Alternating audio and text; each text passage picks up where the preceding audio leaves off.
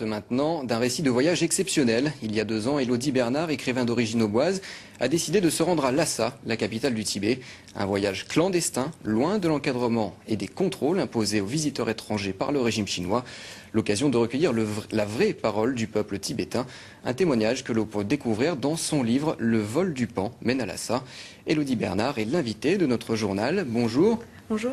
Alors, ce qui frappe dans votre livre, c'est qu'il y a de nombreux témoignages de Tibétains, des gens qui peuvent risquer jusqu'à la prison à vie pour parler à une étrangère qui est ici clandestinement. Comment est-ce que vous avez fait pour gagner leur confiance? Voilà, c'était assez difficile parce qu'il fallait mettre en confiance, donc ça a pris beaucoup de temps, je les ai revus. Donc moi je parlais un peu tibétain parce que lors de mes précédents séjours en Himalaya, j'avais appris quelques mots, donc pas suffisamment pour tenir une discussion politique, mais assez pour gagner la confiance de ces personnes.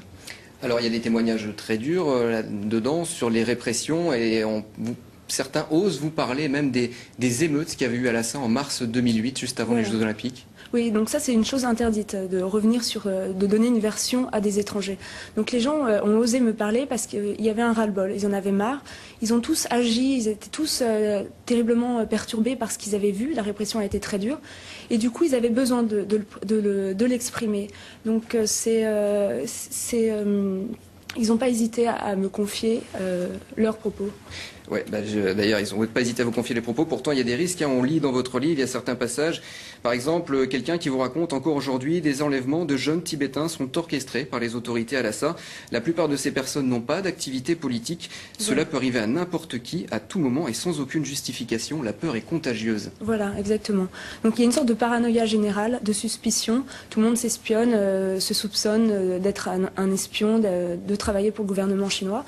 Mais pourtant, par cette répression et par ces émeutes, il y a eu une sorte d'unification politique, de une solidarité qui s'est mise en place, parce que le Tibet a longtemps été tiraillé par des rivalités locales.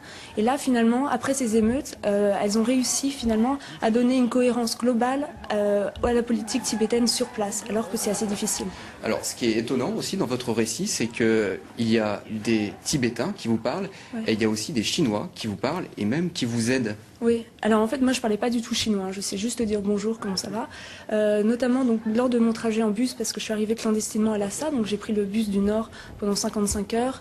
Il y avait des barrages militaires et là donc je devais me cacher. Et finalement beaucoup de Chinois me prévenaient des barrages et ils auraient pu me dénoncer, des passagers comme les chauffeurs.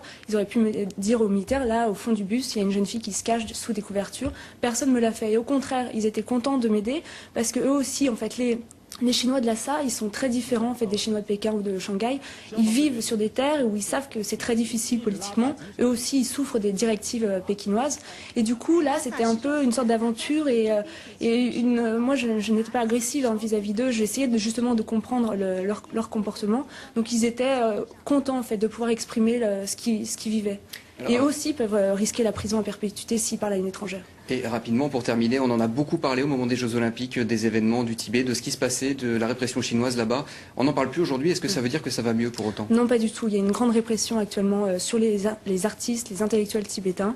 On parle de deuxième révolution culturelle parce que c'est des chanteurs d'une trentaine d'années qui sont condamnés actuellement à perpétuité dans des camps de rééducation. Donc au contraire, les artistes sont en première ligne de front, les intellectuels, les écrivains, et c'est eux qui en ce moment... en exprimant tout ce ras-le-bol, se font emprisonner. Merci beaucoup de nous avoir rendu visite, Élodie Bernard. Merci.